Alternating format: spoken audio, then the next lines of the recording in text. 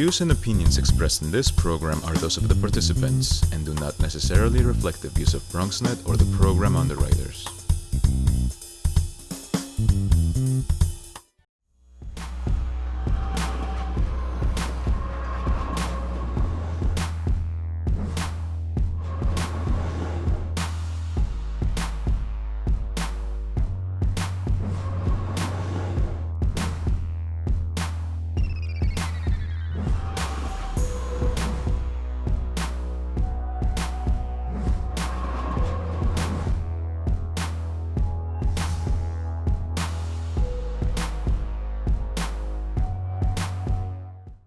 Hello and welcome to Open 2.0, and I'm your host, Alyssa Colon. I hope you all are staying safe and positive and gearing up for the fall. Today we are talking about women in film. Here to join us is filmmaker Jenn Shaw, whose latest film, Afro, recently screened at the Hip Hop Film Festival. Welcome to the show, Jenn Shaw. Hi, how are you? Good, and you? Good, I'm doing great, hanging in there like everyone else. Awesome, amazing. So to start this off, I'm gonna go into my first question. Where are you from and or based? Yeah, so I'm originally from Kentucky. I was born in Georgia. I grew up in Lexington, Kentucky, which is a college town. Go Wildcats, I have to say. And I ended up coming here from Kentucky through just college, and I went to UK and then went to NYU and just stayed. So I live in the New York area, in Jersey. Oh, wow. You went like all over the place. That's amazing. Yes. So for my next question, can you talk to us about becoming a filmmaker and how and why? Yeah, I think for me, I've always wanted a little bit to be a filmmaker. I wanted to probably around like 17 or so, do something in media. I wasn't sure. I was in high school.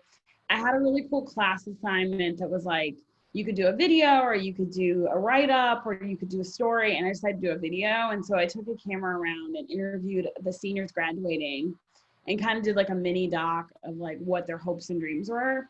And it was a class project, but I think it just really made me fall in love with film when I already was a little like somebody who was already a TV and like film geek, as they would say. So it just pushed me over the top. And I think the hardest part was just trying to figure out the journey there. I think that's like a challenge for every filmmaker. Like now that you want to be one, what's the journey there? So for me, it was really wasn't a straight journey. I mean, I went to school at University of Kentucky for communication. So I did take that kind of like making sure I got my bachelor's degree route. But, majoring in communications is not majoring in film. So I did a few programs. I did a program there and went to California. And then while I was there, I transferred to NYU Film School. So that's kind of how I first kind of got to where I knew that I was positioned to study film and TV. Wow, that's amazing. Did you take any classes or internships or any programs as a youth? Yeah, I did so many internships. And those were the days, and still like some of them are free. So class credit only. I think now they try to pay a little bit and they should. But yeah, I did so many. I interned with MTV. I did a program with the BBC. So I was in London through NYU, which is amazing. And I did like they don't call it internships. They call it like work placement there, which was really awesome. All of this was in college. So I think school really helped me. But even before, I think I was able to do an internship at a local news station when I was younger.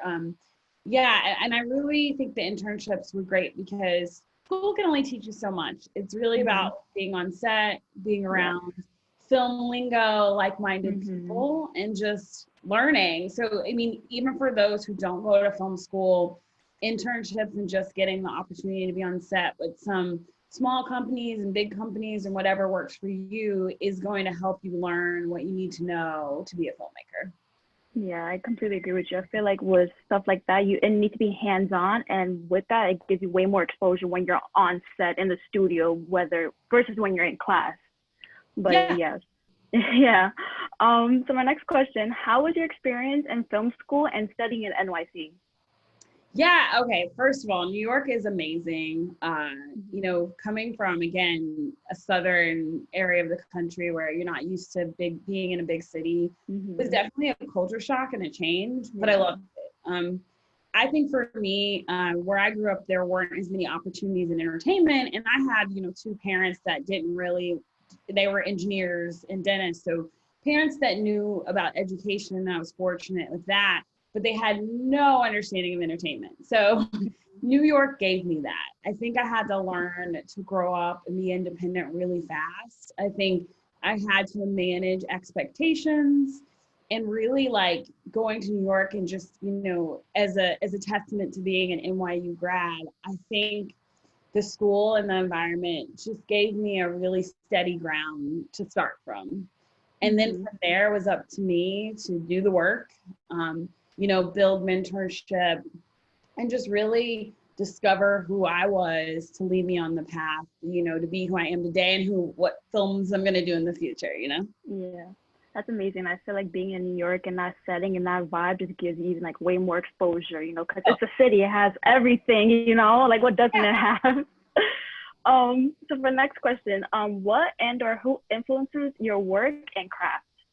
Oh man, this is a great question. My craft is really influenced by so many people. I've got to start with just like my family. Like, Mm-hmm. I think that I have learned so much. Like I'm so blessed to have a great mom and dad who taught me so many values of work and just being who I am and being proud of my background and just having my own voice. And they always champion that. So, from the aunts and uncles and everyone I have in my life, like that's got to be number one. Like they were like, always supportive, even when it was tough, because I did have a lot of tough times, especially right out of college, trying to like find jobs and little gigs here and that. And it wasn't easy. And I was broke, very broke. And I think they're a great inspiration. I think in the film industry, I have so many. I was executive produced by Spike Lee in one of my films a few years ago, and he's definitely been, since like watching his film School Days and She's Gotta Have It, like I was totally inspired by him growing up. And I think I'm still inspired by him today because he's so active in the film community and just one of those legends. I think as I've kind of grown as a filmmaker and even some of the people I love become colleagues, it's very weird to see them on like even in the same events or the same plane Mm-hmm. as me. And I would have to say like I've got to love Ava's work. I definitely love a new kind of some of the new filmmakers that are coming out, but I definitely love a lot of the legendary filmmakers like Gina Prince Bythewood and I would say Nima Barnett. Like they're great. And a lot of those filmmakers, and I don't even call them OGs because they're not even that old. They're just like years ahead of me. Mm-hmm. Are just they set the path. I wouldn't have a career today if it wasn't for them. So I'm inspired by, all of those legendary filmmakers that have paved the way. Nice. We would love to learn more about your work. Can you talk to us about your projects and styles of work? Yeah, I mean, my work really started in sports. I'm a sports girl. Nice. I was a cheerleader in Kentucky. I was a gym rat, Wow. ran track, and that kind of inspires a lot of the projects that I do because I think that same like story of like having a story of somebody like wanting to win or wanting to like be something, Mm-hmm. and just the layers of emotion and just like obviously competition does like inspire my work. So I started there, and I think a lot in commercials. So I'm a commercial director as well. And over the last few years, I'd also been doing a lot of narrative work. And I carry a lot of those themes in that I think come from, that sports background. But I really nail a coming of age type of genre. Like I really Mm-hmm. love writing stories about young people figuring it out, really fun characters, ensemble cast, and a lot of my upcoming work reflects that. From some of the 30 for 30 or NFL projects I've done, I've really bridged the gap and I've started to do more in the narrative space. Afro, as you mentioned, is a short film that's about a Black high schooler kind of coming of age and racial identity. And that is now being forlayed into a series. And I'm working that with IFP, which is Independent Film Project. And they're, we have IFP week coming up September. So I'm going to be pitching that with a lot of networks. So that's one of them. And then I have a couple of film projects, one particularly called Lollies, that is cheerleading. So it's like kind of inspired by my story growing up, kind of in a predominantly like white area, learning to like find my own voice and cheerlead and from being a gymnast. So those are my two main projects, but I have so many more I could go on and on. Wow, that sounds amazing. That's awesome. That's amazing. I love it. Now to shift, with everything going on, how has the pandemic impacted your life and your work?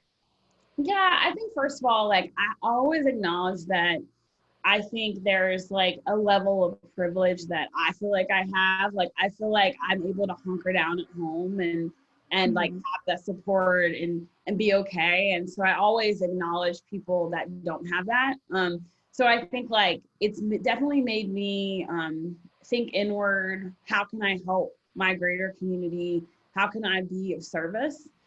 Because I just think about like all the kids that may be home and they don't have family support, and maybe going to school was that outlet for them, or people that have family members that have passed away for COVID. So I think I first start where it's not about me, it becomes about others. So that's been something I've been reflecting on, and I think it's made me a better person. And I hope that little things I've been able to do, donating, speaking out about, social issues, because all of that is impacted in COVID, has been helpful.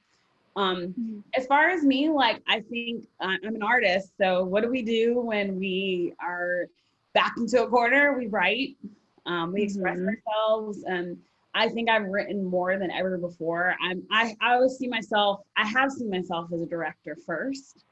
And I think it's changing. I'm writing more than I ever had. And I think I've fortunately, have seen that writing help turn a corner in my career. I would offer any advice to young people too, that, yeah, you can write your way into anything you want to do. And I think a lot of that has also been the fact that we've been in one place. We can't leave. Yeah. You got a little more time. So I've been writing, and I think that that's also been therapeutic, because I feel accomplished even when sometimes everyone has days where they don't feel so great and the world seems overwhelming. So I hope, like, through the combination of just being somebody who's socially aware and active in the community and is looking to find ways to be more active and have a voice in addition to just writing about it, can be its own like impactful thing for the world and the community. Nice. And so my next question, Afro is a film about youth and identity. Can you tell us like more about it, and like why is that?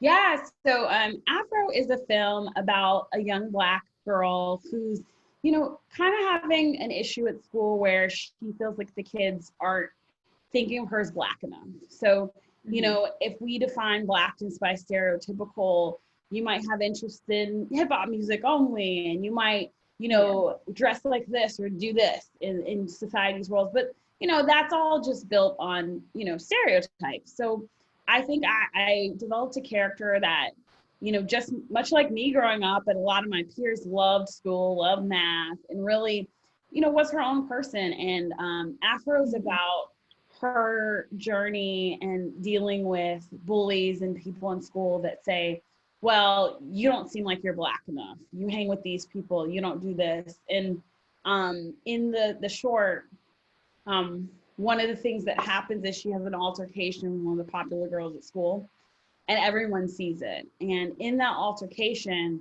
they have a very intense discussion about, and I would call it more of an argument about what is Blackness and what does that mean. And she's able to, I think, kind of for once stand up for herself. And at the end, I won't tell you what happens, but I think she makes an ultimate show of how she feels that freedom as any young Black girl might do. So I really wanted to touch on the political nature of, what it means to be a young woman of color, growing up in a world that is obsessed with identity and race, and it becomes such an issue that you're faced with every day, but also represent the real reality of just working that out and not always being great at it, but you find your own way in your own journey. Thank you. And now we will be showing a little sneak clip of our upcoming film, Afro. I'm Marissa. This is my best friend, Zoe. If you can solve a problem backwards, you can solve it forward.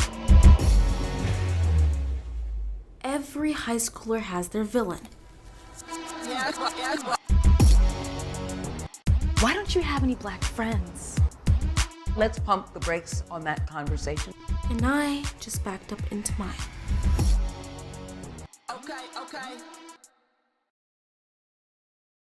Questions? Where can we catch Afro? Yeah, so Afro, thankfully, is doing so great. I had a really great crew and cast, and it's just done amazing. So we have 2 upcoming screenings to highlight specifically, actually 3. We're going to be in the DC Black Film Festival. I'm actually on Wednesday going to be doing a discussion about like Black Lives Matter film panel for that, which I'm really excited, but we'll be screening there. We're also going to be screening with Edmonton Film Festival next month, and also at the St. John's International Women's Film Festival. So 2 Canadians places. Canada seems to love us, which is great. So amazing. Yeah, I love that the fact the film is like been recognized. We played in London at the I Will Tell Film Festival last week. It's just getting international recognition, and that shows me that this identity thing is everyone's, issue we're trying to unpack. And I hope a lot of people learn from it all over the world, and we can have really great conversations from the short film. That's amazing. Now, if people want to see your work and follow you on social media and or get in contact with you, how can we do that? Yeah, like I'm so easy. I'd say just Google Jenn Shaw, start there. But my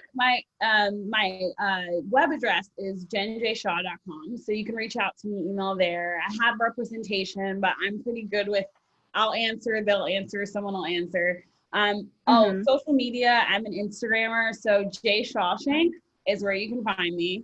And then also on Twitter, I'm Director J Shaw.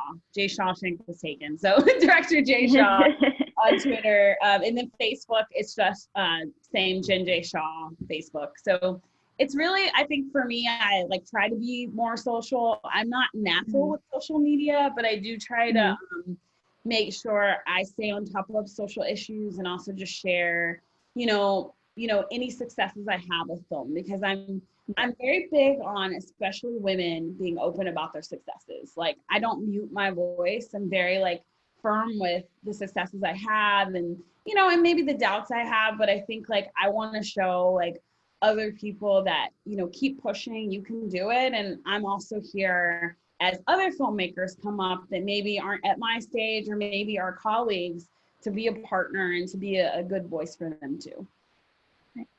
And for my last couple of questions, do you have any advice and tips for aspiring young filmmakers and creators? Yeah, I think that the advice I always tell people, but I think remains true, is that worry about the role you're going to have a little later. I think try to educate yourself on the total like film and TV industry. I mean, from the business side to just being like understanding lighting, understanding sound, all those things are going to be so helpful no matter what role you end up with. And also consider roles that may not be highlighted all the time in media. It's great to want to be the director. It's great to want to be the producer, but there's some amazing editors. We need more editors. Color, we need more women editors. We need 8 talent agents in the industry. We need more executives of color, like that are in the industry. So be open-minded to just not the roles or that you think, like, because some of those roles that you think may not be really what you want to do. I've had so many mentees of mine actually shadow me, and they're like, I don't want that job. That is not what I thought the job would be. And it's true, like being a director is it's creative and it looks awesome, right? You lead and everything. Yeah. It's not always that awesome. It's a lot of work. It's a lot of long hours. I think it's a lot of leadership skills you have to develop. It's a lot of getting it wrong. It's a lot of getting blamed. Like it's a lot.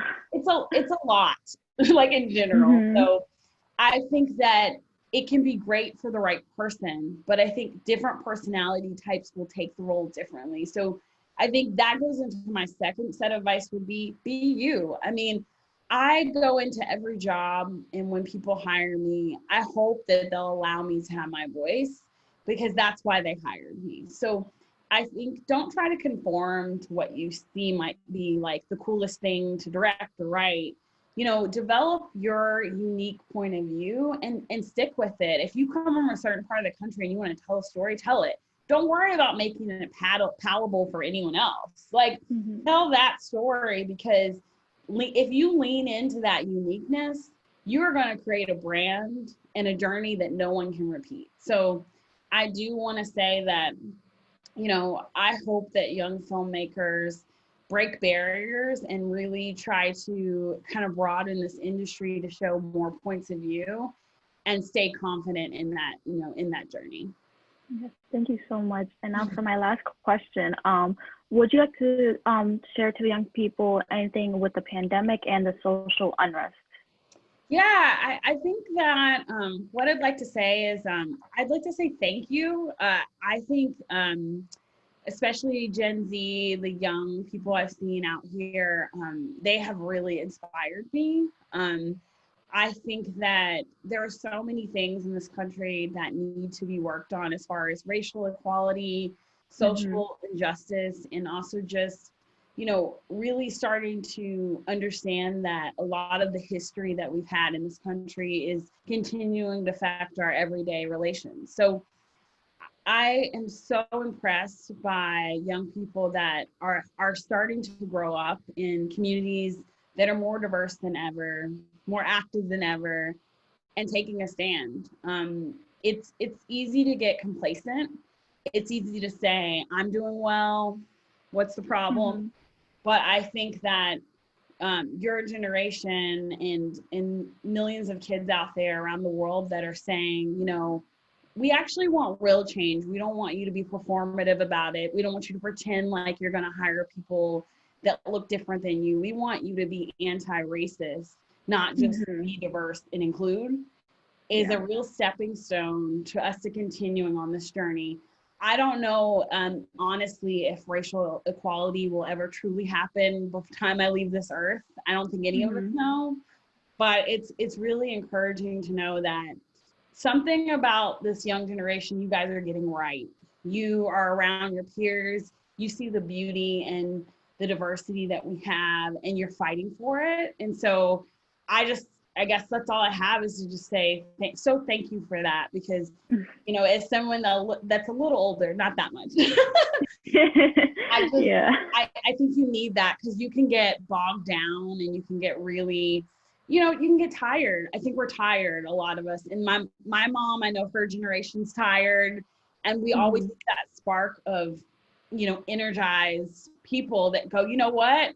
Get back up. We're going to keep fighting. This is not over. It will get better. So that's what I'd like to say. Just keep marching and keep using your voices for change. Yes. Well, thank you so much for joining us on this episode of Open 2.0, Jenn Shaw. And I'm so excited to see your new upcoming film, Afro. Thank you so much for joining us today and telling us everything about what you do. And thank you guys at home for tuning in and joining us. Thank you so much. Thank you. Thank you. All right, guys. So I'll see you next time on the next episode of Open 2.0.